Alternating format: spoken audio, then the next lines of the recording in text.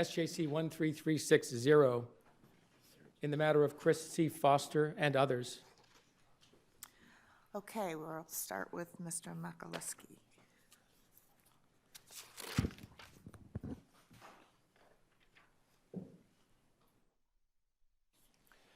Good morning. May it please the court. I'm Assistant Bar Counsel Joe Mikulicki, appearing on behalf of Bar Counsel. You have before you today 3 consolidated bar discipline cases of monumental importance, and I do not say that lightly. The prosecutors, formerly of the Attorney General's Office, Ann Kazmarek, John Verner, and Kris Foster, individually and collectively, exacerbated the misconduct of the state chemist Sonia Farrak. They violated the rules of professional conduct as lawyers and as prosecutors. Consequently, this court was obliged to vacate thousands of criminal convictions. Those criminal cases represent real people for whom the criminal justice system was systematically unjust. As this court explained in matter of Curry, the disciplinary rules and accompanying proceedings are, the purpose of those is to protect the public and to maintain its confidence in the integrity of the bar and the fairness and impartiality of the legal system. The prosecutors before you shattered that confidence. Again, in matter of Curry, this court warned that without the public's trust, that lawyers and judges will act in good faith and strictly within the bounds of our laws and professional norms, the rule of law has little practical force. And so the decision you make in these cases will send a direct message to those members of the public, and it will send a warning to the bar. For a profession that has the privilege to police itself, that message should loudly and clearly state that this type of prosecutorial misconduct is utterly unacceptable. Let's focus for a moment on Attorney Kazmarek. And the point is there are findings that this is intentional, correct? Yes. Can you tell me what those findings are based on? I know we're deferring to them, but just for the context of the case. Sure. Ms. Kazmarek and Mr. Verner had 4 pieces of exculpatory evidence very early on in the case. They had evidence of a so-called light 2005 cocaine case. They had evidence of a 2012 oxycodone case that appeared to be tampered with. They had evidence of Ms. Farrak's urinalysis shortly after her arrest, proving that she had taken drugs. And most importantly and most significantly, as we've all heard in this case, are the mental health worksheets. On February 14th, 2013, Sergeant Ballou emailed those mental health. I think we understand about the mental health worksheets. Okay. What I'm trying to understand, and I have more difficulty, is differentiating responsibility, because the AG's office in total had these 4 pieces of evidence, right? Correct. So everyone in some respect has them. But you draw distinctions, and I particularly have some issues with why is Mr. Verner responsible for certain things, but there are 3 or 4 other supervisors who aren't even reprimanded. There's no issue, even though they're involved in this discovery too. So why is what he did inappropriate? Because help me out there, because sure. And let me summarize what my understanding. Well, maybe it would help if you finished telling me what the intentional evidence is with regard to Ms. Kazmarek, and then you can explain how the supervisory role is implicated for Justice Kafka. Sure. So, again, back to the Valentine's Day email that Ballou sent. The subject line was Farrak admissions. So any prosecutor, and I know many of you were former prosecutors, will know that admissions in a case are quite significant. They opened and looked at these mental health worksheets. They immediately recognized the significance of the mental health worksheets. By the way, the mental health worksheets are attached to the hearing report. They discussed, Mr. Verner and Ms. Kazmarek discussed them. On March 27th, 2013, Ms. Kazmarek penned a prosecution memo that referenced the mental health worksheets. Mr. Verner did a footnote concerning the mental health worksheets. That same day, they sent a disclosure letter to the district attorney's office. They did not include the mental health worksheets And there's a note on that memo, isn't there, that this was not sent? yet. And so what And- was the point of that note? Well, according to Mr. Verner, the point of that note was a direction to Ms. Kazmarek to send them at some point. Okay, But- so now we know that they know about it. Yes. We totally understand that. Great. I'm just looking for the explicit evidence that the hearing officers used to find that this was intentional. And I know we're deferring to it, but I just want you to point me to the intent, where the evidence is that this was intentional, rather than just a colossal oversight. Because he found repeatedly that Ms. Kazmarek lied to different people about the evidence. She lied to ADA Bossi. She lied to another ADA. She penned 2 other disclosure letters of June 26th and July 12th, neither of which had the mental health worksheets or the other 3 pieces of exculpatory evidence. So it was a combination of not only did she know about this information, but she repeatedly had opportunities and an obligation to disclose that information, and she didn't. Beyond that, she lied about it. She lied to different people about what had been turned over. And Ms. Foster had testified that Ms. Kazmarek told her on September 10th that everything had been turned over. Okay, so now can you place that in context for just in terms of Attorney Vermeer? Verner, sure, sure. So under Rule 5.1b, a supervisor has an obligation to ensure that their subordinates comply with the rules of professional conduct. But let me do, before you go into generalities, on March 27th, right, he signs this letter. Yes. And that letter talks about their obligation to disclose. Is there anything inaccurate in the letter? I understand they don't attach the mental health notes, but, and do they reference this as a continuing obligation in that letter or not? Because I'm just, again, I get that there's some affirmative acts here, but I'm trying to understand, particularly with Mr. Verner, again, he's a signatory, and I understand signatories to court documents or people arguing in court are different from people in the back room supervising who don't sign anything.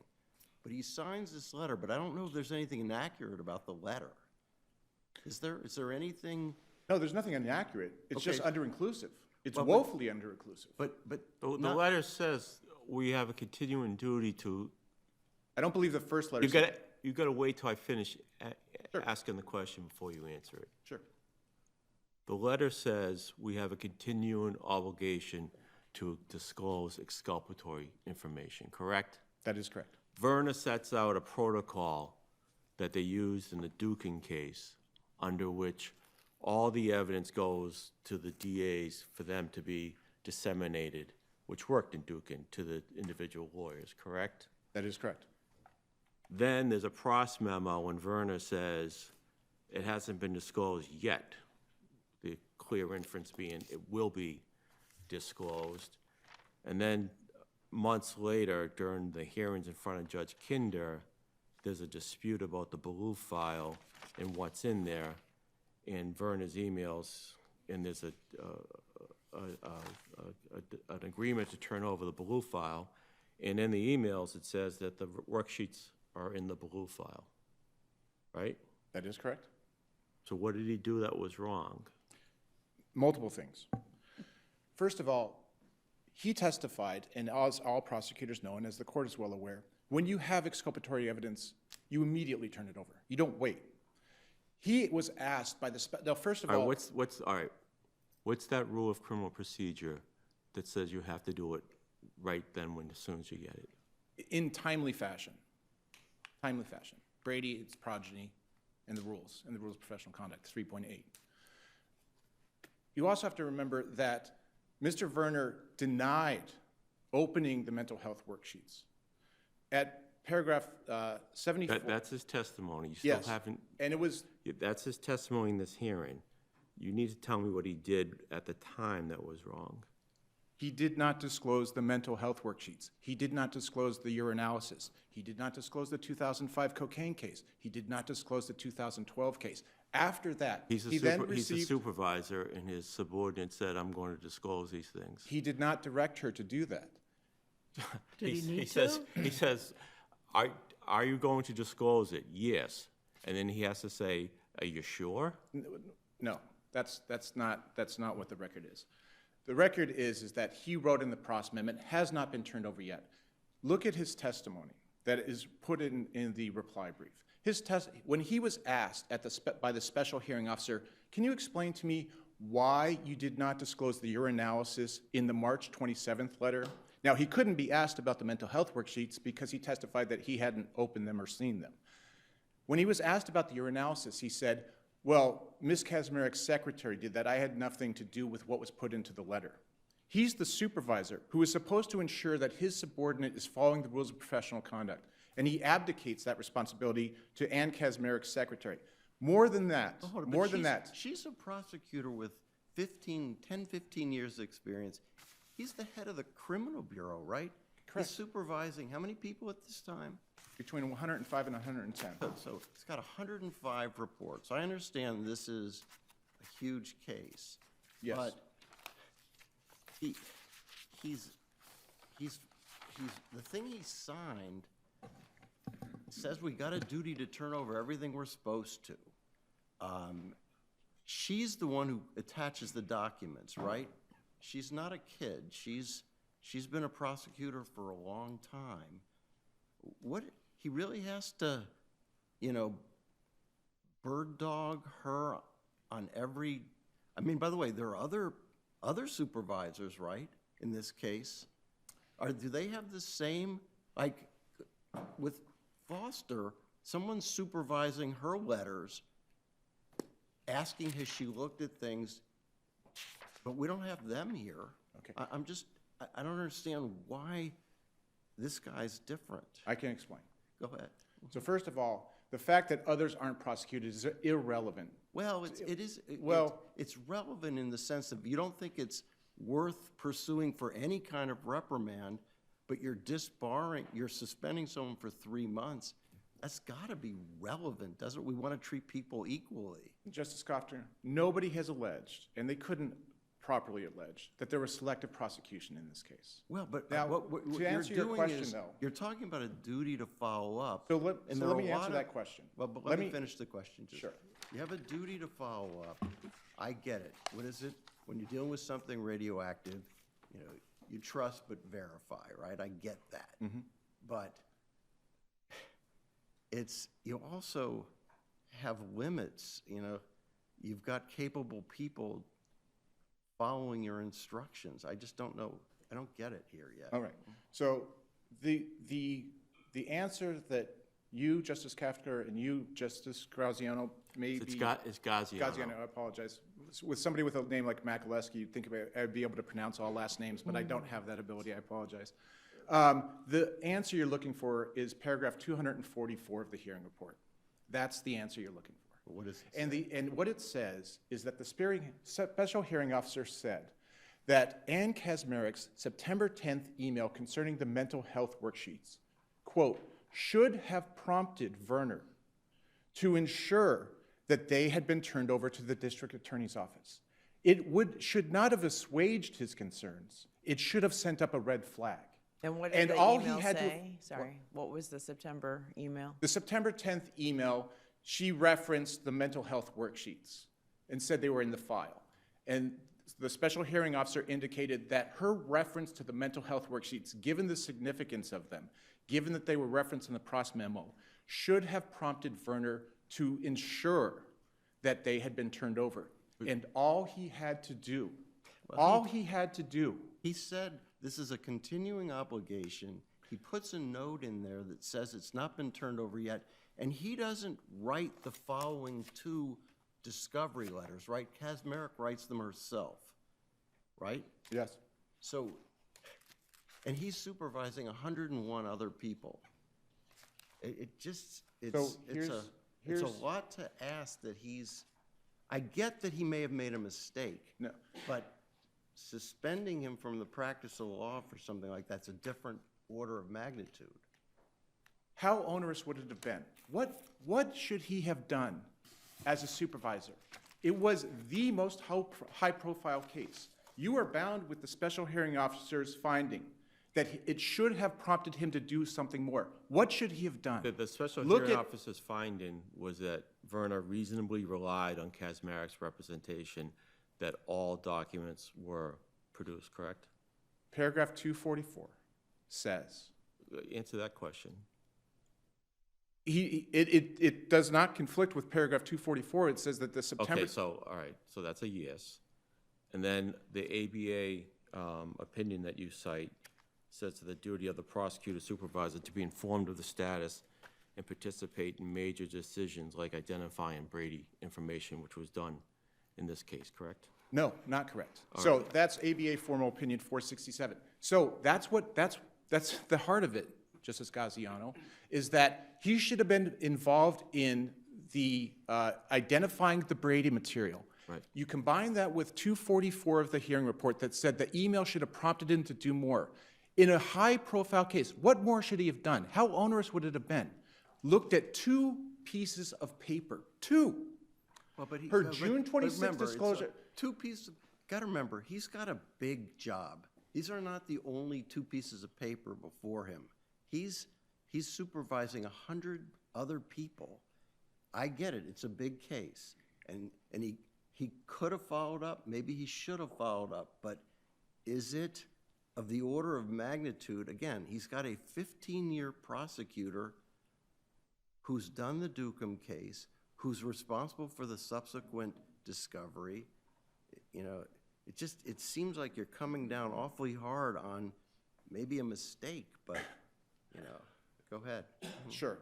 You know what else he didn't do that's in the record that special hearing officer found? He didn't ask her, did you turn over the mental health worksheets? Was that too onerous, given the 110 people who had to supervise?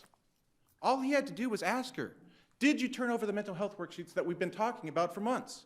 Did you But turn over the oxycodone case? Did you But turn over? I thought the blue hearings in front of Kinder, the representation was that, yep, because that was what Foster represented, was that all the blue file was turned over. And the email said that the worksheets are in the blue file. That's right. 244 of the special hearing officer's report. That email should have prompted Verner to ensure that the mental health worksheets had been turned over. So there's an email that says, what's in the blue file? The answer is all these things, including the worksheets. And then the representation is, yep, I turned over the blue file. And then the response should have been, well, did you turn over the blue file? Would that have been too onerous to ask her, did you turn over the mental health worksheets? And by the way, let's not forget something, okay? Common sense. The mental health worksheets were called the smoking gun for a reason. I don't think we disagree that Well, Kazmarek had an obligation to turn over those things. The question is, We kind of reversed or dismissed 30,000 cases based upon the worksheets. We're aware of the significance, certainly are. Well, then Well, if, let me ask you another question on Foster. sure. Judge Carey found there was deception. Based on the Judge Carey findings, I wrote in the CPCS decision there was deception. Yes. The hearing officer doesn't find that. The hearing officer finds a mistake. Are you bound by the hearing officer's determination that it was negligence and not intentional deception? No, because he did not find that it was, he did not make an explicit finding about intent to deceit. But let me just jump back, and I'll get back to Foster, because this is important. You all know how important the mental health worksheets were. Yes. Okay, so did John Verner.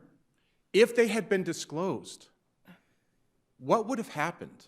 But It I would think what we're would have going happened is back- what happened after they were Can we go back to disclosed. Justice Gaziano's question, which is, are you bound by the hearing officer's finding that this was a mistake? We have Judge Carey on one hand doing some other proceeding Yep. where Kazmarek and Foster and Verner are not parties. Right. He makes his findings that they Right. did this intentionally, but your hearing officer says it's a mistake. Which, are you bound by that? He made no finding that she did not have an intent to deceit. What the So problem? he didn't find an absence of deceit. Correct. Is that the same thing as finding deceit? No, it's not. Right. But here's the problem with what, the reason that he did not find an 8.4C violation is because he conflated the elements of 3.3 and 8.4C. That was the first problem. The second problem is he never considered the willful blindness doctrine. Then when it got to the board, the problem there is they thought that an intent to deceive was a sine qua non of an 8.4C violation. It's not. It's not. There were two ways to prove an 8.4C violation, either an intent to deceive or knowledge of the falsity and understanding that somebody's going to rely on it. Can you help me out? Sure. What we're talking about is the letter to Kinder that says, yep, Yes. everything's okay. It was reviewed. And then the cuteness that I think I wrote about in CPCS was the passive voice, it was reviewed. A judge might say, well, I got this letter, she reviewed it. Is that what we're talking about? That is exactly what we're talking about. And for that, you recommend a year suspension? It's not just because of that. It's the aggravating factors are the problem, is the monumental harm that occurred. And she was found to be a particularly deceitful witness. When you combine all of that, the board concluded that the normal sanction for her, given all of those aggravating factors, would be between 18 and 24 months. But they gave her credit for being an inexperienced prosecutor when it came to subpoenas. By the way, she was not an inexperienced prosecutor when it came to the letter. She was an experienced appellate attorney, and the special hearing officer found that words were her stock in trade. She knew what she was doing. So they gave her credit for inexperience for the subpoena, dropped it from 18 to 24 months to a year and a day. I think the negligence or the gross negligence or willful blindness, however we want to put it in the continuum, was not personally looking at the blue file. It's taken the representations from others, correct? That everything was turned over. That is part of it, yes.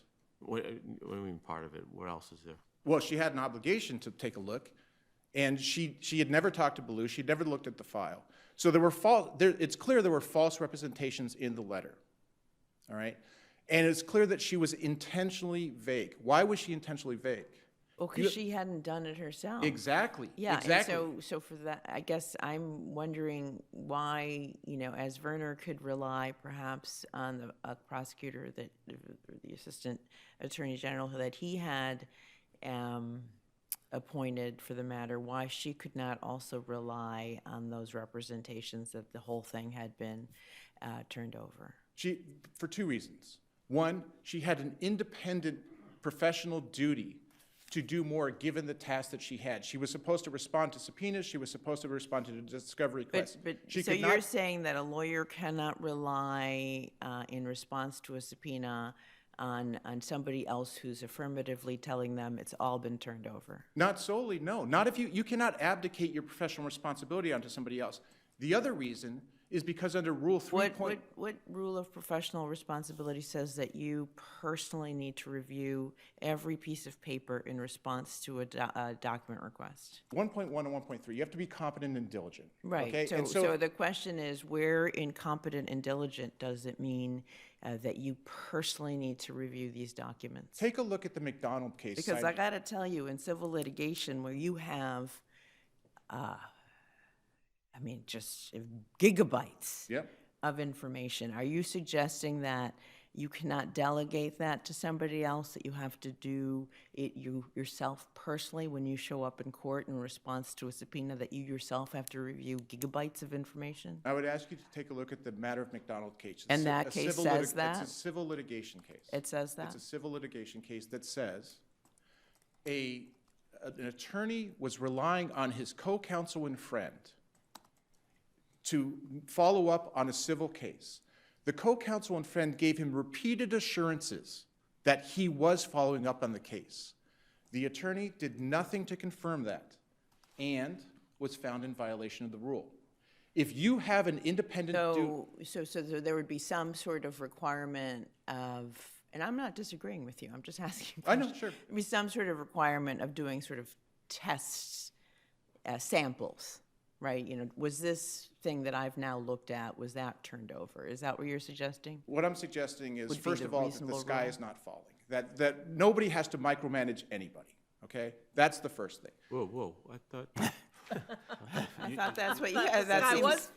I thought that's what you said about Verner. Micromanage, ask her whether she turned over the evidence. I don't think that's micromanaging. Right, Looking but- at 2 pieces of paper in one of the most major cases that the office ever had, I don't think that's micromanaging. When you have the exculpatory evidence in your hand yourself and you don't turn it Someone over. to turn something over. And Okay, then but you can continue doing Okay. it, sir. So what you need is policies, procedures, or some sort of mechanism to ensure compliance and detect disobedience. So it's all going to be a sliding scale. It's a reasonableness standard. So you're saying Attorney Foster should have implemented some sort of control mechanism over what she was being told was turned over? No, so that's different. So that gets to whether she can rely on 5.2b as a defense. And we all agree as to when does that defense come into play. It only comes into play in 2 instances. When there's a reasonable question of, an arguable question of professional duty, and then there's a reasonable resolution of that. Here, there was no arguable question of professional duty. That's what the special hearing officer found. A matter of competence, and a matter of being prepared for court, and a matter of not misleading a judge is something expected of all attorneys. When she says that there's no smoking gun, does she say that Kazmarek has assured me there's no smoking gun, or does she say herself there's no smoking gun in that file? So she uses, it's her words are the smoking gun, but she's relying on Kazmarek. Does she? I'm focused on what she says in court, Sure. and what she writes in court. Yeah. And I look at her a little differently because Justice Kinder has told her he's sort of surprised she hasn't read the file the first time around. And then the second time around, she makes this no smoking gun comment. How does she exactly phrase that? Because to me, if she says Kazmarek has assured me there's no smoking gun, is different from saying, Judge, there's no smoking gun.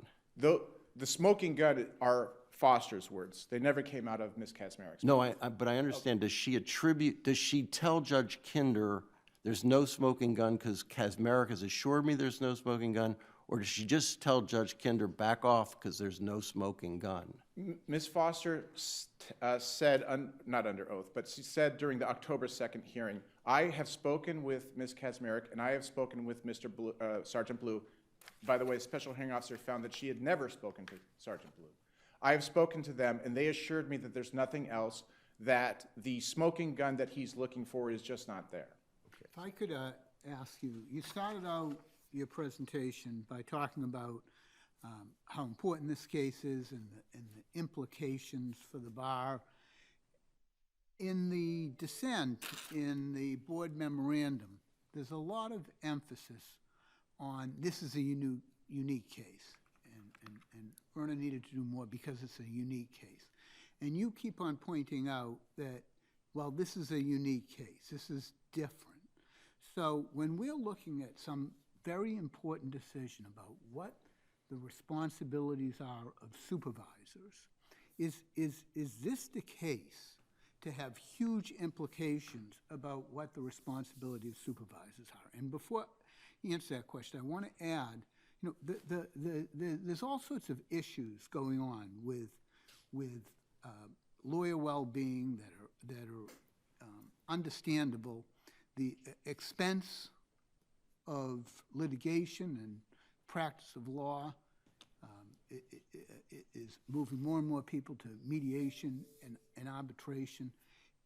Is this the case to figure out whether the senior partner has to go check and vet everything that the first year associate did in the document production, or put different tests in place, or otherwise there's going to be disciplinary procedures?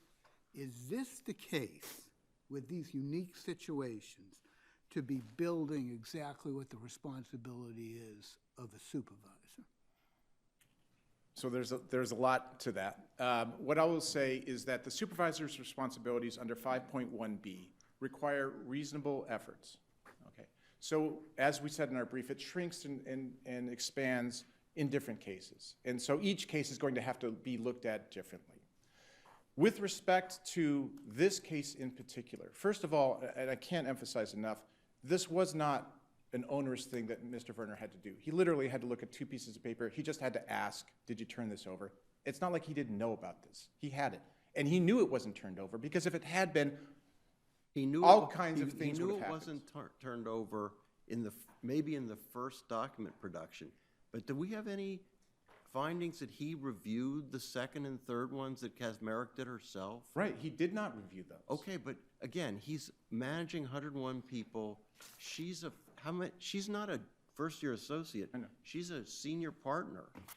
What happened when these came out in October 2014? It was monumental shift in what happened. He knew these hadn't been disclosed, because if they had, everybody and their uncle would have been filing motions. He's shocked that they're not disclosed. So is Foster. They're both like, oh my God, look what we've done. Common sense tells you that he had these. He knew how devastating they were. If they had been turned over, everybody, like they did in October 2014, would have come rushing into court. Findings by the hearing officer? There were no that findings. he knew that that Kazmarek didn't turn it over? We don't have those findings. We have the opposite, right? He may have dropped the ball, but he didn't throw the ball. Well, he didn't throw the ball because he didn't turn him over on March 27th, and there's no explanation for why he didn't turn him over. Or the other pieces of exculpatory evidence. Why didn't he turn over the urinalysis? Or the 2005 cocaine? Or the 2012 cocaine case? But to answer Justice Lowy's question, back to the supervisor, I'd ask you to take a look at Matter of Goldberg. So in Matter of Goldberg, and that's the one that the case that the dissent focused on, the supervisor failed to supervise a subordinate who embezzled client funds. The supervisor was suspended for 1 year and 1 day. What bar counsel suggests is that the message to the public and to the bar is that a prosecutor's failure to ensure that his subordinate turned over exculpatory evidence is not going to be treated less severely than client money. That our profession considers personal liberty more important than money, or at least not less than. So each case will have to be decided independently, but this case should not be treated less severely than money, because thousands of people spent time in jail because they didn't turn over exculpatory evidence. And the purpose of bar discipline is to protect the public and their confidence in the legal system. That confidence was shaken. We are a profession that polices itself. If we're going to I'm send the... sorry, I heard that before. Okay. So what I'm I going have to do... one quick question that I'm sure you can answer. I hope And that so. is that, I'm sure, the board, the hearing officer Yes. below, they recommended a suspension for Kazmarek. Yes. Well, disbarment, yes. No, well, who Oh, recommended it? the The special board hearing officer, recommended. yes. So I want to know, what is the justification? Why do we have a recommendation for total disbarment, or why isn't the other preceding recommendation a better choice? Sure. Because this is the first time in Massachusetts history where a prosecutor has been disciplined for failing to disclose exculpatory evidence. If this is not the worst that you're going to see as far as failing to disclose exculpatory evidence, and something's going to rise above it, that's a scary proposition. This should be the ceiling. The disbarment should be the ceiling.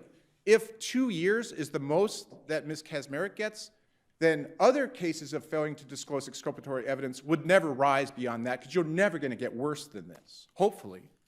And so the message to the bar should be, when it gets this bad, you have to have a disbarment, And are just our like in Curry. choices just between those two things? Well, you're supposed to give substantial deference to the board, and the board recommended disbarment. Okay, thank you very much. Thank you very much. Okay, next we have Attorney David. Good morning. My name is Alan David. I'm here with my colleague, Kristen St. George. We represent Kris Foster, and I need to clarify one thing that Mr. Makalewski said. of the three respondents here, Kris Foster is the only one who was not acting as a prosecutor. She had no direct obligation to turn over exculpatory evidence. But her obligation was to respond to the subpoena and be candid with Judge Kinder, isn't that correct? That was her So job let's to stick to what respond to her, subpoenas. responsibilities were. Why is the year suspension not warranted? For a number of reasons. The first is that the conduct of which she was found responsible was essentially negligent misconduct. And you can characterize that in any number of ways. Should But she you have could looked at the characterize it file- as reckless after the judge tells you, go ahead and review the file, and then you represent in some sort of odd way that it has been reviewed.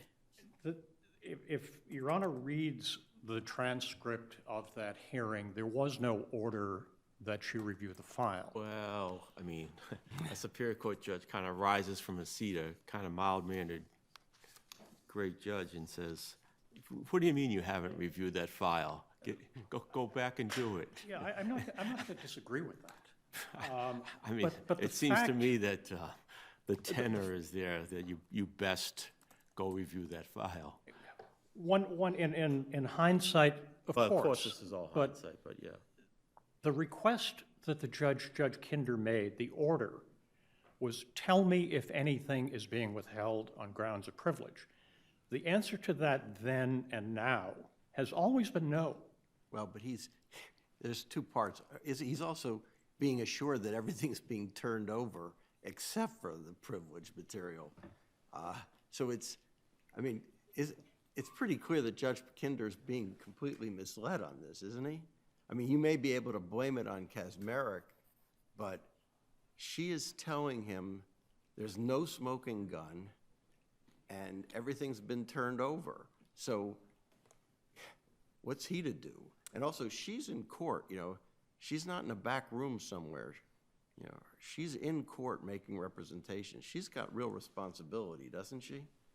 She's the face of the Attorney General's office on this issue. She is indeed.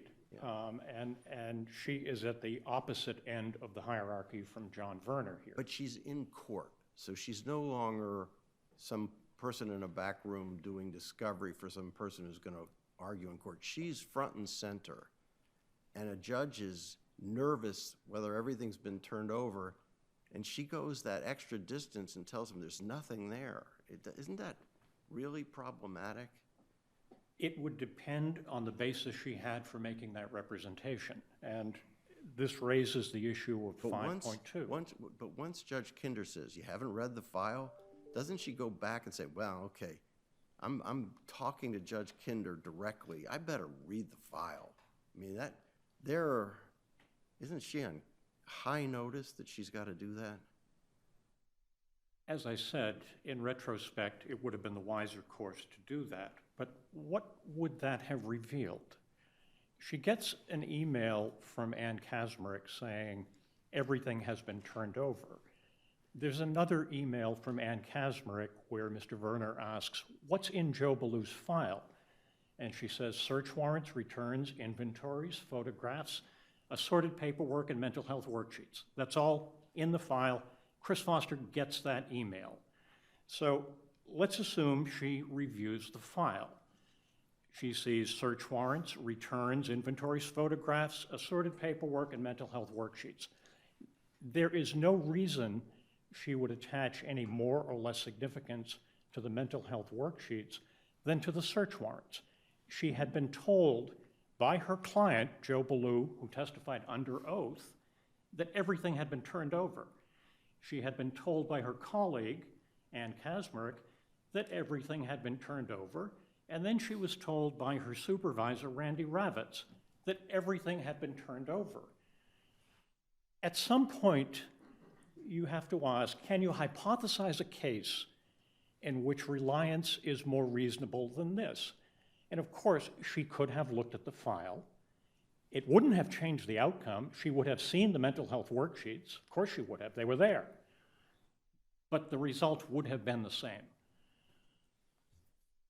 There is nothing she could have done, having been told by these people that everything had been turned over, to somehow see that these documents I have... haven't read the whole hearing with Judge Kinder yet, but isn't the whole focus is when she's taking drugs, right? When is Farag taking drugs? Isn't this going to... Timing and scope. And so, if you look at those mental health sheets, you're going to know that that's all being blown up, right? Is that going to... Are you really going to read the mental health sheets knowing the way you've been arguing to Judge Kinder that nothing before 2000, whatever the date is relevant? Wouldn't you know, oh my God, I better double check whether that was turned over because none of this makes sense anymore? I don't know why you would think that I have to check specifically on the mental health worksheets when I am told that everything has been turned over. And if Your Honor looks at the mental health worksheets that are attached to the hearing officer's report, they're undated and rather cryptic, and unless you're a Patriots fan and know that the Patriots played on Christmas Eve in 2011 rather than 2012, there's no way to date them. And I don't think anyone is suggesting that someone responding to a subpoena has to review the documents that closely. But she had been told they had been turned over. If the rule is that a junior lawyer can't rely on clients, supervisors, colleagues ever for anything, the bar needs to know that. I don't think that's the rule, but it comes close to the position bar counsel is taking. And just as a supervisor really can't be expected to micromanage, a junior lawyer, and Kris Foster was probably literally the most junior lawyer in the AG's office, responding to a subpoena for the first time. She sought advice, she got advice. The advice was talk to Ann Kazmarek and Joe Ballou and find out what has been produced. She did that. If 5.2 has any meaning, and this notion that it only applies to reasonable resolutions of debatable issues, no one gets disciplined for a reasonable resolution of a debatable issue. It has to mean something more than that. What do you take of the letter and the cryptic has been reviewed? The letter is vague. She assumed, It and the board... was concerned into Judge Carey, it was concerned into this court.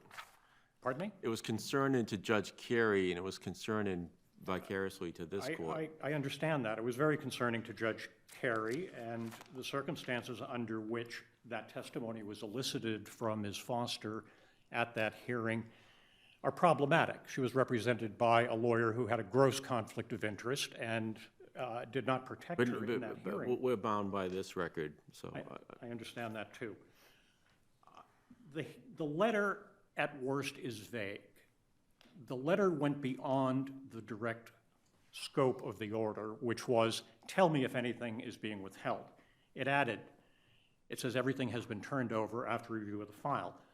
The board noted that she assumed, as did Mr. Verner, that Ann Kazmarek had reviewed the file. Do you think if you were putting yourself in Judge Kinder's position, that when you got the letter, you would assume that the lawyer who wrote the letter reviewed the file?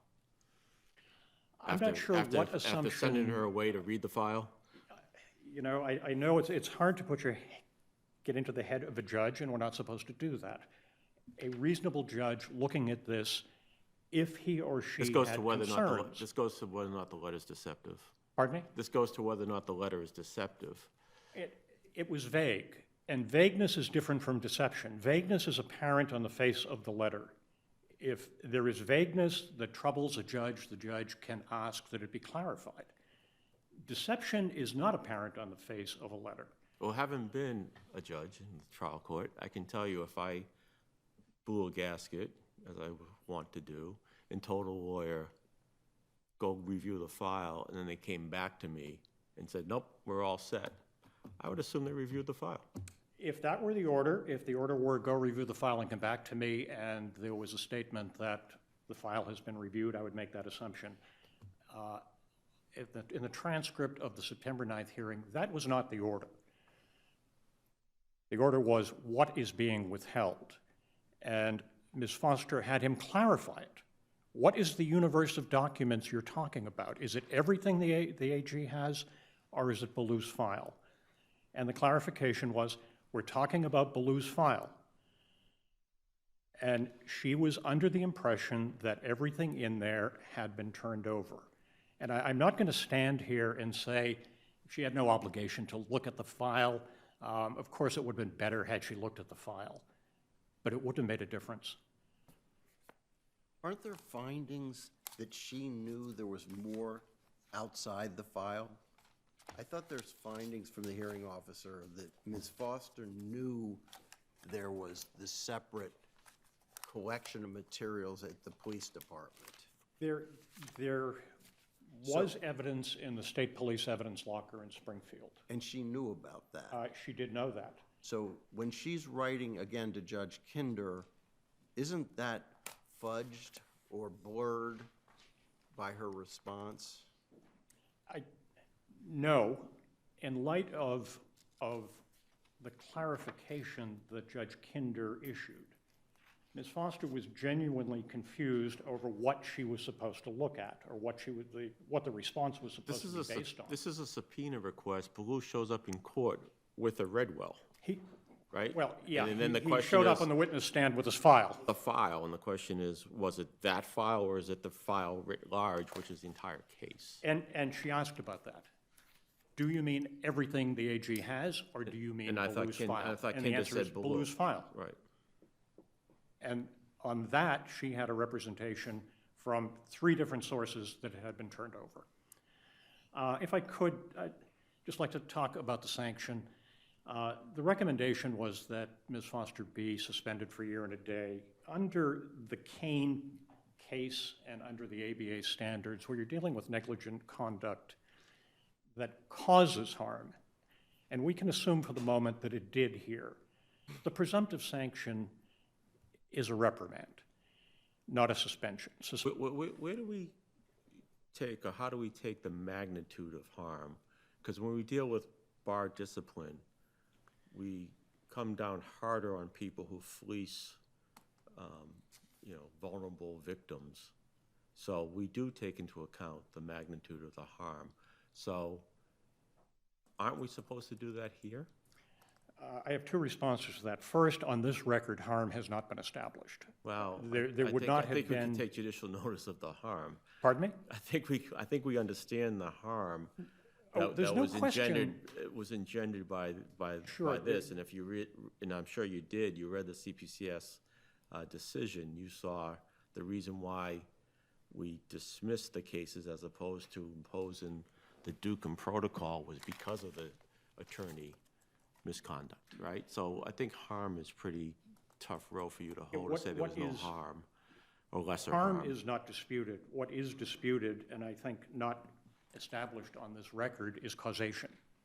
Under whatever causation test the court wants to use, had she looked at the file, she would have assumed everything had been produced. Nothing would have changed. Suspensions are reserved for what we call serial neglect, many cases over a long period of time. And this isn't that. Bar counsel tries to divide up what happened on September 9th and September 10th in the letter into multiple parts. It's very artificial. This is one task. And if there is negligence involved with it, and I'll concede there is, it's one piece of negligence involving one legal task. It's not repeated serial neglect. And under those circumstances, the appropriate sanction, depending on whether there is harm or not, is an admonition or a reprimand. The issue of causation that you raised, was that addressed by the hearing officer? He did not. It was an assumption he made, sort of an ipsy-dixit, that there was harm. And he cited the published cases from this court. No question there was harm. There were no specific findings on causation. I'd go back to your point about the reliance on supervisors. If you go into court in response to a subpoena for documents, do you have, as an attorney, an independent duty to review the documents responsive to the subpoena? I think the answer to that is case-specific, but as a general proposition, I would say probably not, and it's getting less so as the massive amounts of documents and electronic discovery get produced. It's impossible to do it. It can be done. I think that is a subject for expert testimony, which Bar Counsel did not offer what the standard of care is.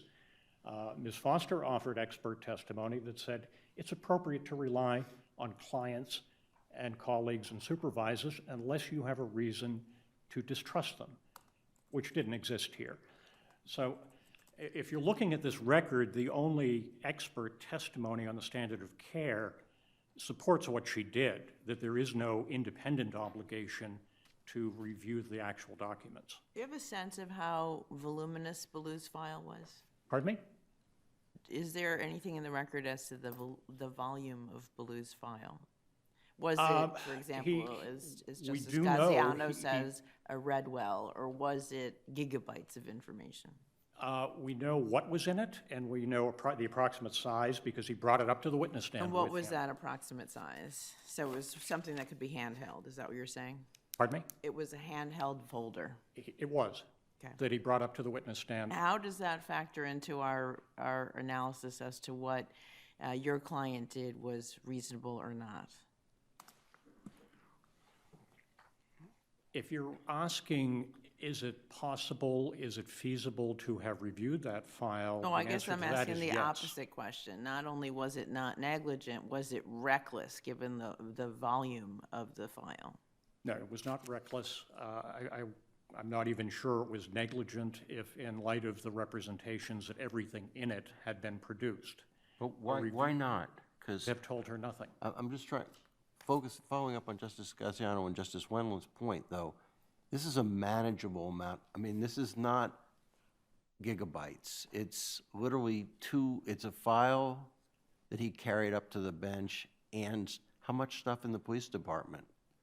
It's not there was quite a a bit. room of documents, right? There were document productions subsequent to the 3 disclosure letters that were in the thousands of pages. It's so it's- Exhibit 138 in this So record. there are thousands of pages in the police department back there.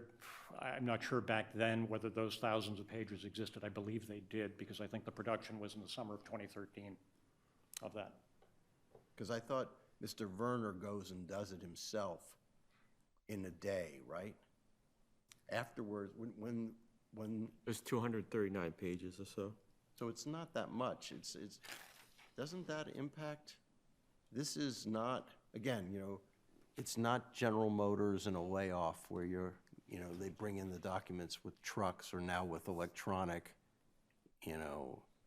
gigabytes. This was literally a manageable amount of material to walk over and look at after you've been lectured by a Superior Court judge to go look at it. It was a manageable amount. Can I just make sure I understand that you said it would not have made a difference had she looked at the file? Did you say that? I I thought you said that there's no causation, that had she looked at the file, it wouldn't have made a difference anyway. Is that what you said? That is, yes, there is no finding of causation, and had she looked at it, having been told that everything she's seeing in there has been turned over, nothing would have registered differently. Yes, but weren't the mental health worksheets back at the office, the police department in Springfield? Presumably they were in Sergeant Ballou's file, because Ann Kazmarek said they were in there. But they did indicate, other than the Patriots game, they did indicate drug abuse going way back. You didn't have to be a Patriots fan. They indicated that her drug habit had gone back years. On the face That's on the- what on the they face- ultimately showed, on- yes. no, on the Went back face- at least a year earlier than thought, Right, on the face of the worksheets. yeah. Okay, thank you. Thank you.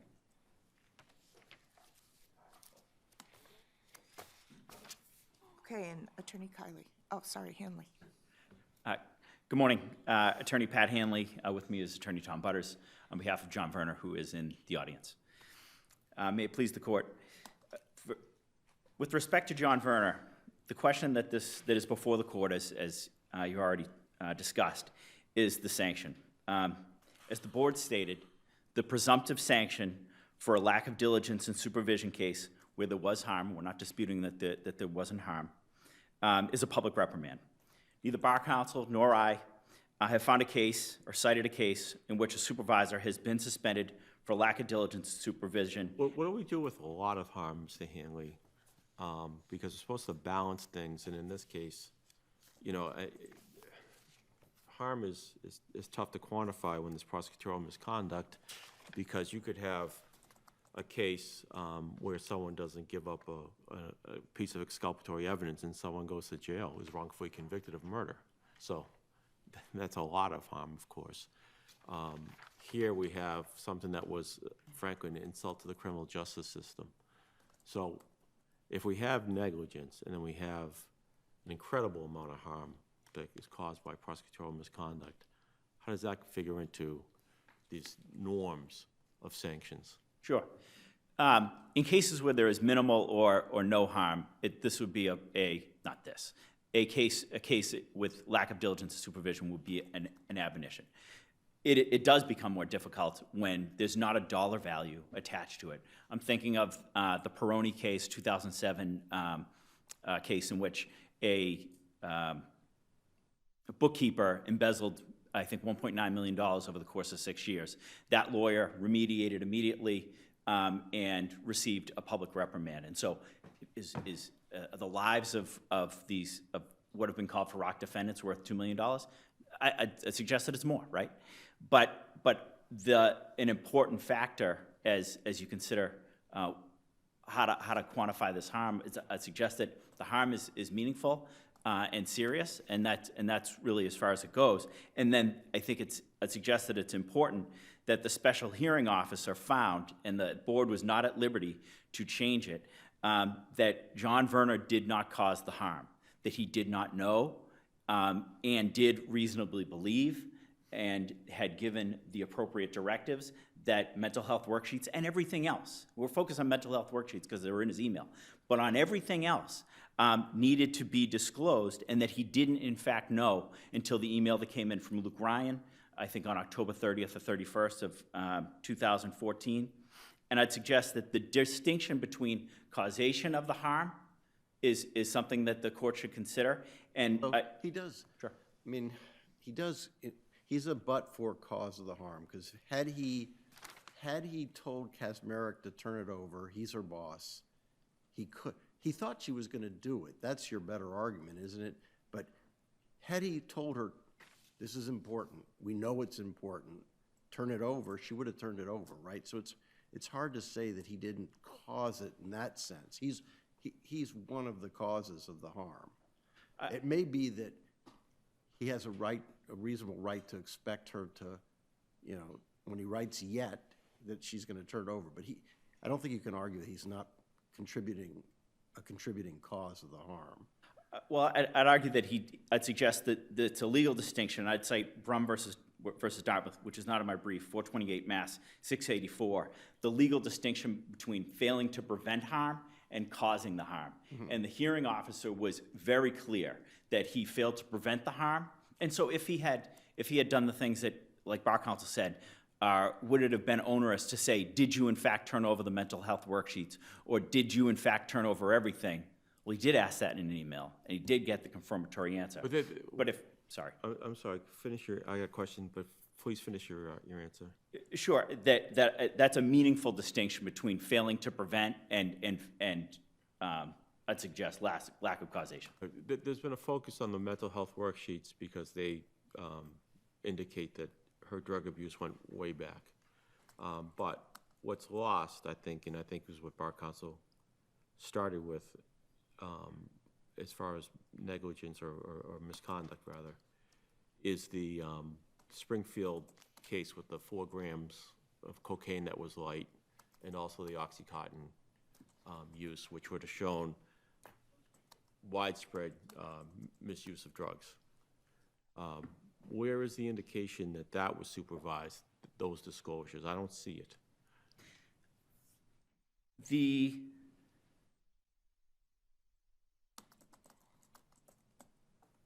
One of the drug cases, I can't remember if it's the cocaine or the oxycodone case, but in any event, Ann Kazmarek and Joe Ballou had asked about it. John was, we should look into this, and ultimately one of them was disclosed prior to the Judge Kinder hearing.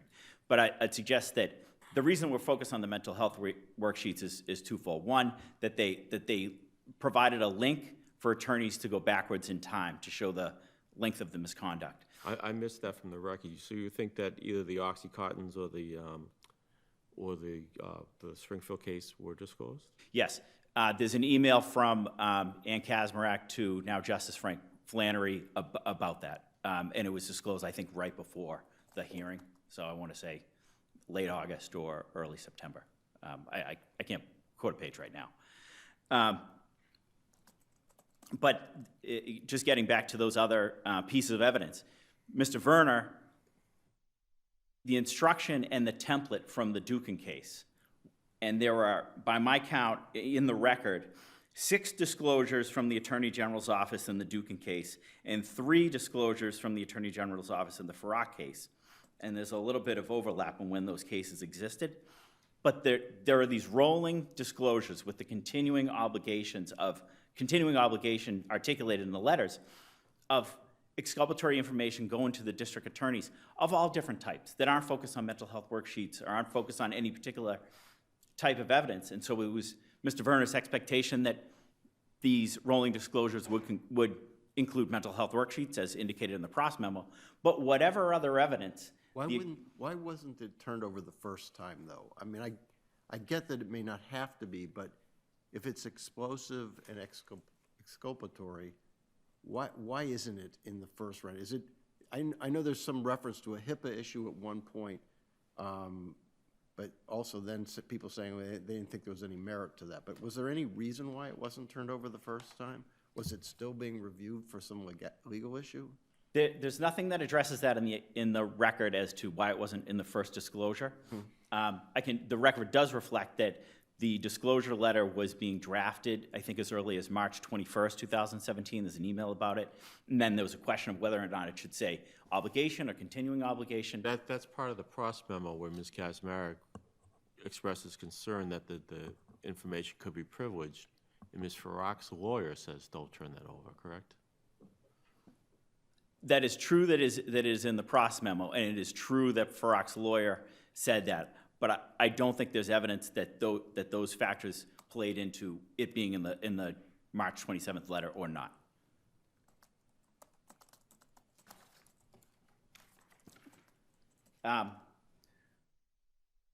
Just to sort of finish what I began with, there are no facts here that warrant an upward departure from the presumptive sanction. I would suggest, though, that the affirmative steps that John Verner took constituted some reasonable efforts to ensure that his subordinates, including... Is that right? Because, back to Justice Gaziano's magnitude point, though, because it's not just the magnitude of the harm, but it's the magnitude of... I mean, these things are time bombs, right? We've got experienced prosecutors. They know these are time bombs, right? So does that... not just that it's the harm of not turning them over, but I mean, they're so dramatically important. I'm just not sure we don't treat this differently than an ordinary case.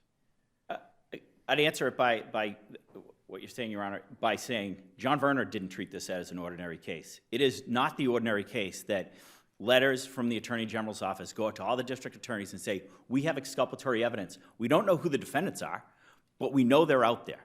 And so John Verner recognized, I think what you're saying, Justice Kafka, which is that this is an extraordinary case. It requires an extraordinary system that is totally counter to the usual, and I don't know that there's other cases that have. Wasn't the overall feel that you get from this case is that, oh boy, we better not have another Dukin, and don't worry, we don't. This is confined, which obviously turned out not to be the case, but isn't that what we're getting from this, and it feeds into the non-disclosures? And in fact, that's what the Attorney General said herself to the press. John Verner never said it. That's what the Attorney General said, though, right? Yes. But isn't the problem is that John Verner knew it was another Dukin, in fact, worse, and that in light of that, perhaps a sanction that is larger than the garden variety sanction for something like this is in order.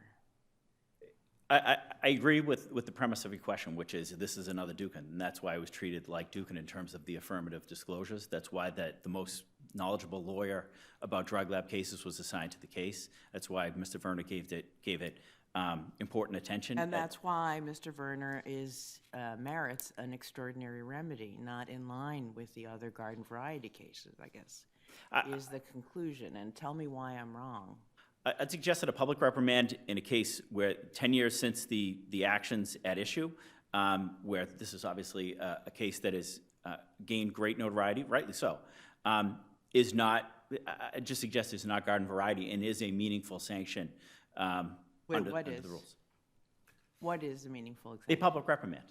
A public reprimand is a meaningful sanction and on the facts of this case, particularly where Mr. Verner took reasonable steps, where Mr. Verner was found by the hearing office to be able to reasonably rely on AAG Kazmarek. On Yes. that issue, I'm trying to figure out why he should get special credit for relying on Attorney Kazmarek if this was such a big deal and should be handled so carefully. Why does he get special credit as opposed to not going back and making sure that it's done?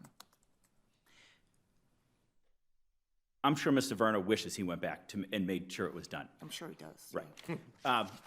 But the steps that he took to model the Dukin process that was adopted in Farak, he was more involved in Dukin.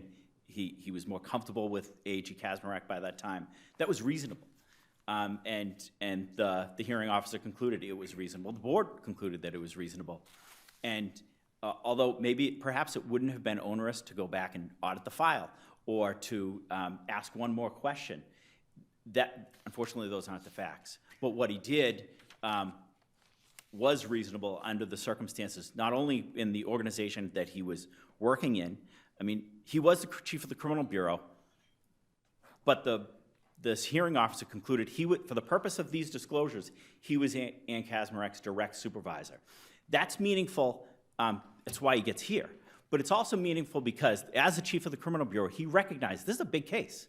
These drug lab cases are big cases, and I need to get down in the weeds in order to make sure that these disclosures go out and and that he's communicating directly with the AAG handling the case, and she had direct access to him, as I think is shown by the emails that are in the record. What you're disputing the sanction. What was the negligence that your client violated in this case? What did he do that was negligent in your view? What we did not dispute is that he should have followed up. The special hearing officer said he should have followed up on what? He should have followed up to make sure that the mental health worksheets were disclosed and other exculpatory evidence. That's the finding that we didn't dispute, and that lands us here today. Yeah, but why, I think the special hearing officer gave a special mitigating circumstance to Attorney Verner relying on Attorney Kazmarek. Yes. Why should he get special credit for relying on his direct report? What the special hearing officer in connection with that found was that he had good reason to rely. It was reasonable for him to rely, and so Isn't it usually reasonable to rely? Isn't it usual? I mean, that's what you do. You rely, you tell somebody to do something, and you expect them to do it, and that's what happened here. Why is that a special case for a mitigating circumstance? as in my brief, I think tiptoed around the word special mitigating or just mitigating, because the scope provisions of the rule say the extenuating circumstances of the case need to be factored in. And so what a special mitigating factor I sort of think of based on the case law that from this court and from the board is something unconnected with the case that should reduce. But you're the saying sanction. it's not? It's not in the way that it's normally conceived, but it is whether it's conceived that way or it is thought of as the extenuating factors of the case. It's clearly an extenuating factor of the case. How's it extenuating? He relied on her just as he relied on her in every other instance, and, you know, it worked out well all the other times. Right, and like you said, and had good reason to rely, and the board found that AG Kazmarek had performed well in the Dukin case, and Mr. Verner knew her well, that she's very experienced, and so had good reason to rely, and But then he wouldn't be negligent. So it seems like it's an all or nothing. Either he was negligent or he wasn't negligent. You've conceded he was negligent. So if he really reasonably relied on Kazmarek, then he did his job, and he shouldn't be sanctioned. But we're here because, and you concede, he was negligent in performing his task. we have agreed that he should have followed up. We have, or not challenged that he should have followed up. And this is a case where, you know, as you might imagine, we had to make a choice that we live with as to whether to challenge that or not. But we did it, and I think it reflects where Mr. Verner's head is that this happened on his watch as he testified. He blamed himself first when he took responsibility for what happened in this matter. And I'd suggest that reflects who he is when this court is thinking about how do we protect the public from Mr. Verner? Do we suspend him to better protect the public? And I'd suggest there's no need to do that. Mr. Verner's been a lawyer and a public servant for 23 years, which is in the record. And I'd suggest that there is no further need for protection of the public with him. Thank you. Thank you, Your Honor. Okay, Attorney Kiley. Thank you, Your Honor. I'm Kylie for the respondent in Kazmarek. Oh, I have much to say and not much time to say it. I want to start with the mental health worksheets. When you get to look at the mental health worksheets, and I ask that you do that, you will not find anything in it that is date dispositive. They were Exhibit 5 in the hearing. The record appendix site, excuse me. I have to get to my glasses. They begin at 06829. There was other material in the documents before the hearing officer and in the documents that Luke Ryan ultimately found that he brought to the attention of the court that led to all of your great efforts to address the issue that did pertain to dates. One of those documents is a bill that was a part of Exhibit 5, but the mental health worksheets also referred to in the PROS memo that you have been talking about, which also refers to them as emotional worksheets and also talks about them as writings, none of those mental health worksheets were date specific. Why were they not disclosed at the beginning? A very pertinent question. What was disclosed in the original discovery letters is exactly what was disclosed in the Dukin proceedings. Largely grand jury minutes and exhibits from the grand jury minutes. That's all that was provided, I guess, in the second and third productions. Those production letters are attached to Mr. Makaluski's brief. And the second and third letters, they are indeed signed by my client, Ann Kazmarek. The first production that was made in this case was not just confined, as we're suggesting.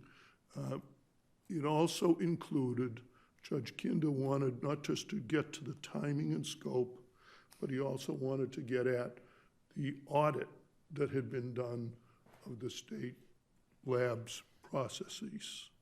And that material was also provided. So when you look at that first letter, the first discovery letter, it is going to contain police reports, as did the reports in Dukin, and it is also going to include transcripts that would have been relevant to the determination of drug labs and drug certificates that would have been issued. The material that was disclosed to the district attorneys did include evidence with respect to the timing and scope of the activities of Ms. Farrak, I think pronounced Farrak. It included a newspaper articles dated back in 2011, the operative date where people wanted to get back to.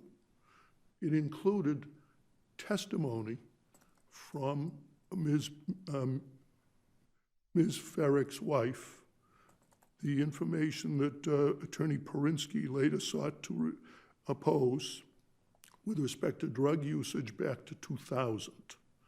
So the question of timing and scope is addressed in the last two paragraphs of the prosecution memorandum that we've talked about today.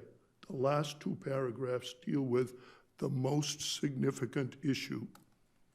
And those two paragraphs end with a suggestion that after there is a disposition of the case, a proffer will be the most productive way of ascertaining the scope and timing of the matter.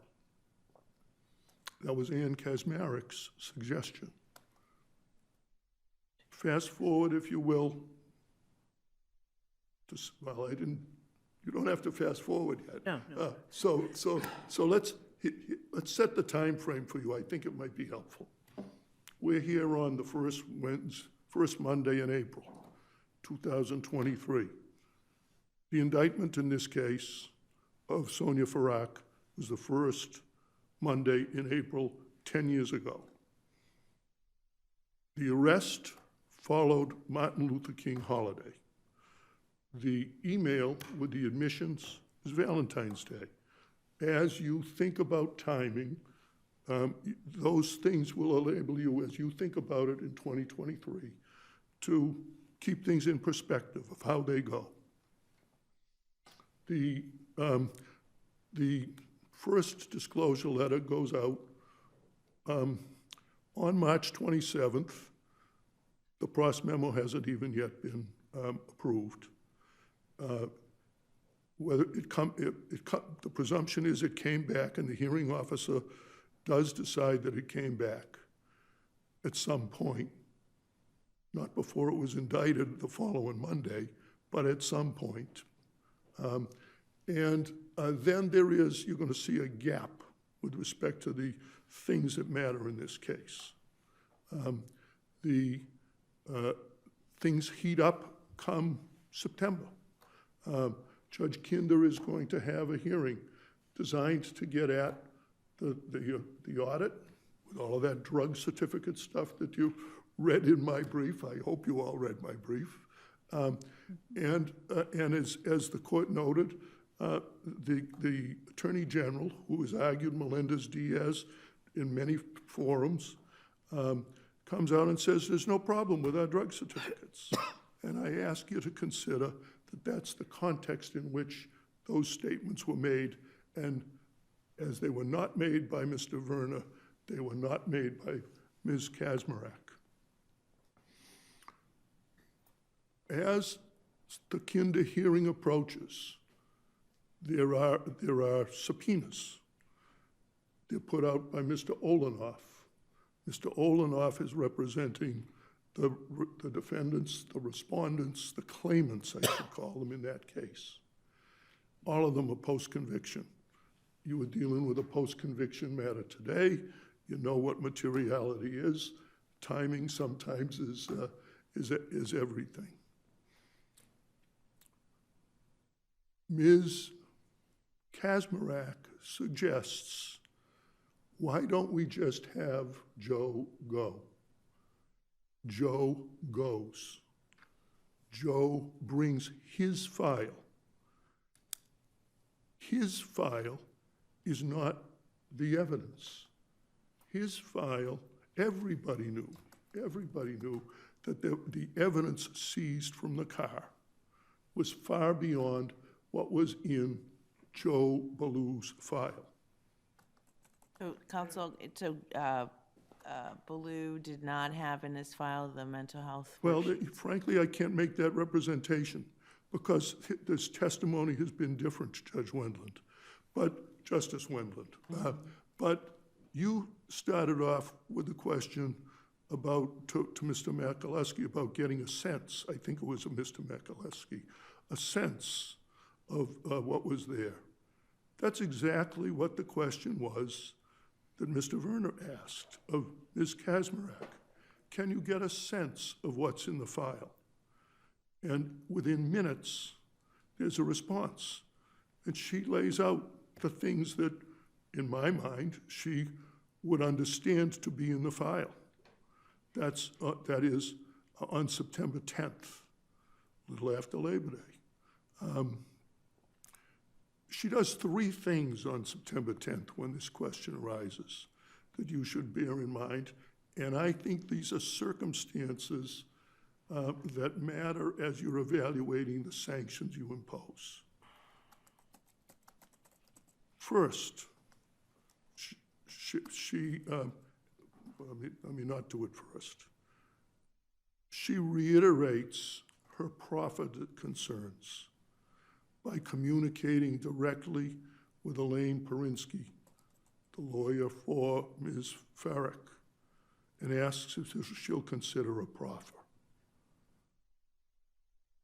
She asks Joe Baloo to bring his file to Boston so that I can look at it, and that I construction is in the letter.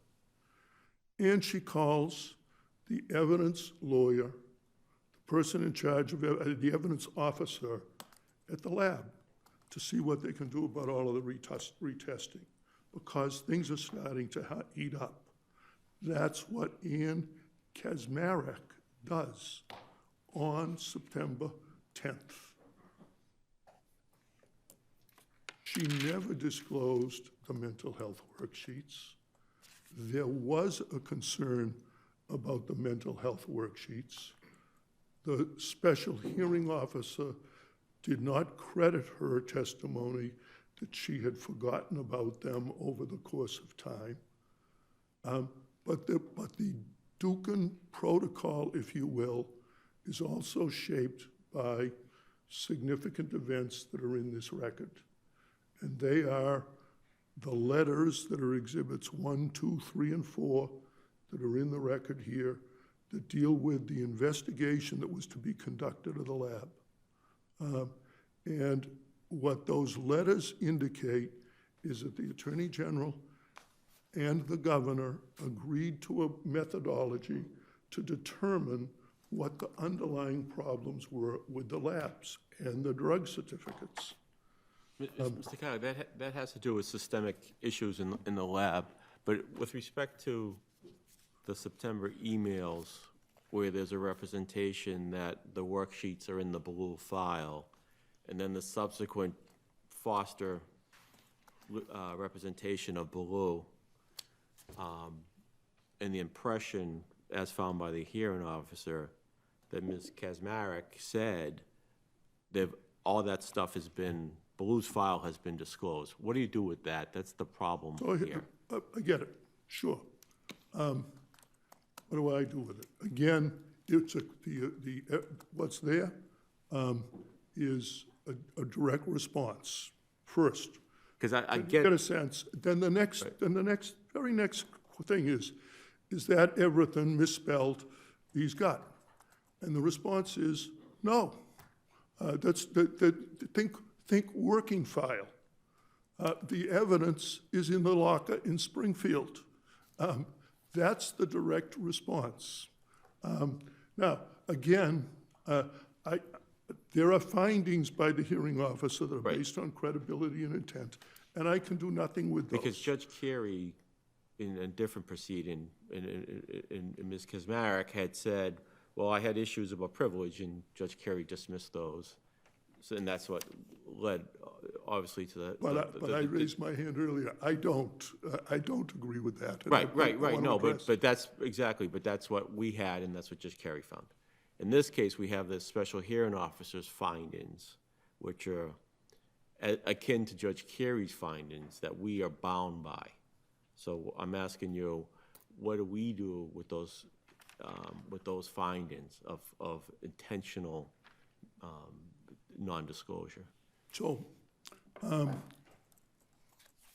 there's a reason that I did not appeal, and that I'm talking about the sanction. And the reason was, with respect to those findings of intent, not Judge Carey's, but the hearing officers, they're binding. We have to accept responsibility. Bar counsel suggests that we've accepted no responsibility. The fact that there was no appeal taken is as sound a reflection as I can make in terms of ownership. With respect to the expression of the ownership, it's at page 6662 of the record appendix. Well, it was really important to the board, though, as we're looking at suspension or disbarment.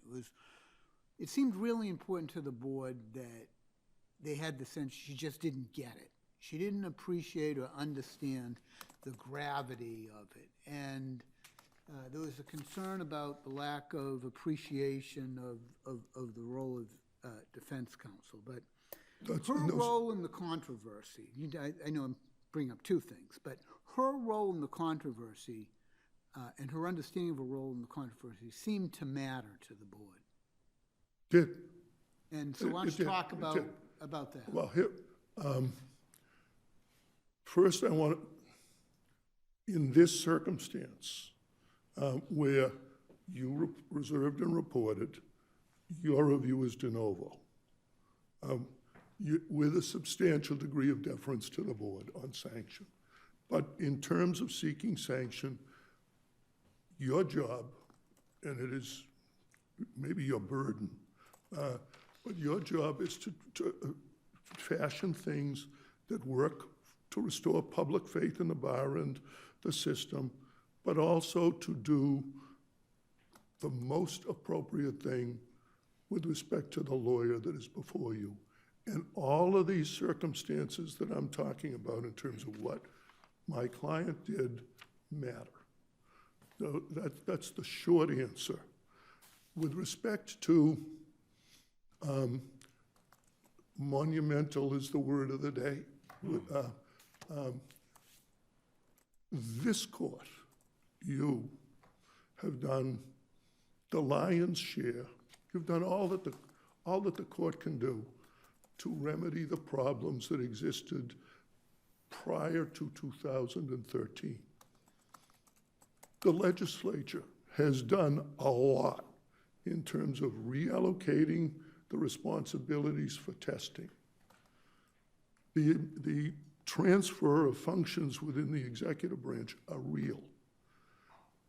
You do not have to sacrifice the careers of 3 lawyers, I think I speak for all of them now, on the altar to vindicate a set of interests. I also want to point out, Can I push you a little bit on that last point? Because, please. so, we have, as you say, monumental harm, and we have findings of intentional non-disclosure by your client. And, today we're dealing with sort of how do we prevent lawyers from doing this again, right? So it is different from what we've done in the CPCS case and other things. It's how do we send a message to lawyers about their responsibility of supervising others or, what they represent in court. So it's a different problem, right? We do have to address it separately. Can I answer the question with sorry. a question? Didn't you do that when you adopted the amendments to Rule 3.8? And let me follow up, and that is that what you were saying was not in place before that the board applied, but wasn't in place yet, it hadn't been voted on? Are those the rules? You say in your, I have to admit, Justice Cipher, I don't remember what I said. okay, well, you're saying that the court we're being asked to retroactively apply standards to your Yes. client. Yes, that's, With a presumptive sanction of disbarment, and it's justified by relying on a policy of the Attorney General. So is that what you're referring to as Justice that's Kafka? part of it. And policy, you know, as you've read my material carefully, lawyers don't get disbarred for violating policy. They get sanctioned for violating ethical rules, and the sanctions should fit. Now, again, when you look at 6662, what you're going to see is that Ms. Kazmarek did not understand her job to be giving all information to everybody else. She didn't think it was her job, and Well, if she it knew was why her the job, di- she she knew- didn't do it. Well, she understood why the discovery was going to the DA. But I want to Yes, focus yes, on, yes. and trying to understand, there's a disbarment and there's a 2-year suspension and understanding the difference. Again, to the board, it mattered that she didn't understand, or she didn't seem to be able to recognize and accept the scope of all of this. And then there's the Demoulas case and the comparison. I'm not saying one way or the other. I'm giving you a chance to respond to the difference between disbarment and the 2-year recommendation. I'd like to hear what you have to say on behalf of your client in that regard. Disbarment is wholly inappropriate. The 2-year term suspension, 10 years after the fact, albeit, is, as I suggested in my filing, a ceiling for what you should do. When you are, the word was unprecedented below, before the board, not monumental. What's unprecedented here is the corrective action that was required because of the collective responsibility, if I may, of the government, which you addressed. A 2-year term suspension as considered by the hearing officer.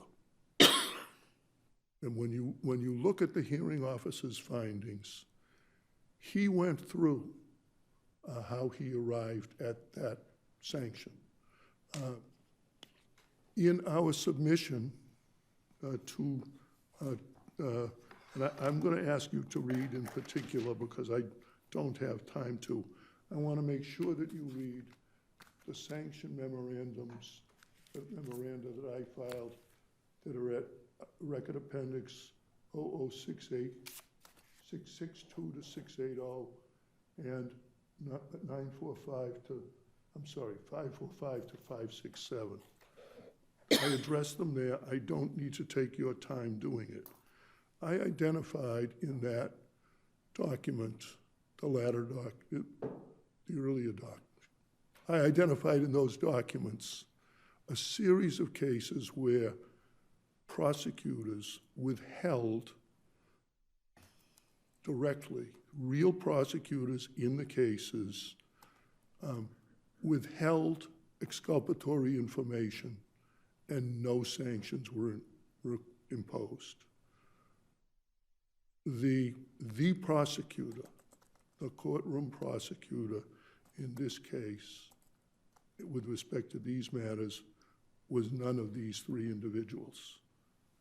These 3 individuals were prosecutors of Sonia Ferrick. The cases that were being handled by the district attorneys in other offices were prosecuted by different individuals. Who were relying on your client to give them the information they needed to comply with their Brady obligations. I guess I'm not sure how that's helpful to you. Well, I might suggest that the duty, Your Honor, to make inquiry that existed in 2013 lay on the prosecutor in the case. And that at the time of these actions, no obligation as such was imposed on individuals in other offices. Timing, I say, is everything. In days of old, when I was in the Attorney General's office, Kent Smith was it. The mantle passed in 2013. I have the volume that includes the supplement. If a lawyer in the Attorney General's office did what it is that they would have done years before that, the first place they would have gone would have been to Kent Smith's book. They would have found information about grand jury secrecy, and in this case, before disclosures were made of what occurred in the grand jury, there was a request made of the court to approve dissemination of information to the DAs because they were not parties involved.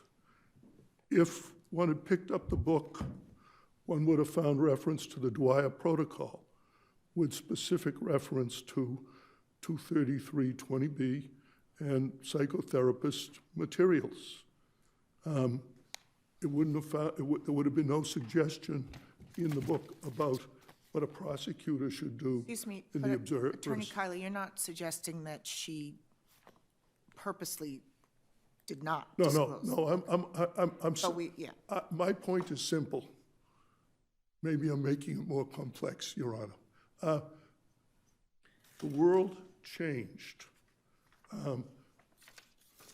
The world changed because the lawyers at CPS and the private lawyers did a very good job going at materials that there was no obligation imposed on these three individuals to provide, none. But they meant to provide. I mean, they would have provided them, correct? Had they not been negligent or reckless, they would have. It's not as if they were going by that rule, the rules of old. It's not, I just want to make sure that's not your argument. I would argue it. But you're not. What I am arguing is that a violation of policy, if there were a policy, and I don't frankly think there was, that would not be a basis for a rules violation. But again, I'm bound in that regard. I simply want you to consider that as you're evaluating the discipline that would be imposed, if any, in this case. And I want to make one other point about what everything is. One.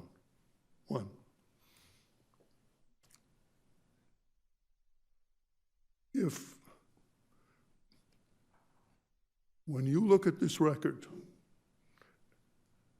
as it comes to you finally, it includes material that was not submitted by Bar Counsel in their initial submission. It includes the testimony, large-scale testimony of my client and Joseph Ballou. I am sure when Bar Counsel was submitting their original material, if Bar Counsel had asked Mr. Machaleski if everything was in the record appendix being filed with you, the answer would have been yes. Everything is indefinite. Everything. It was never the commitment to the office to turn everything over. And on that note, I thank you for your indulgence. Okay, thank you.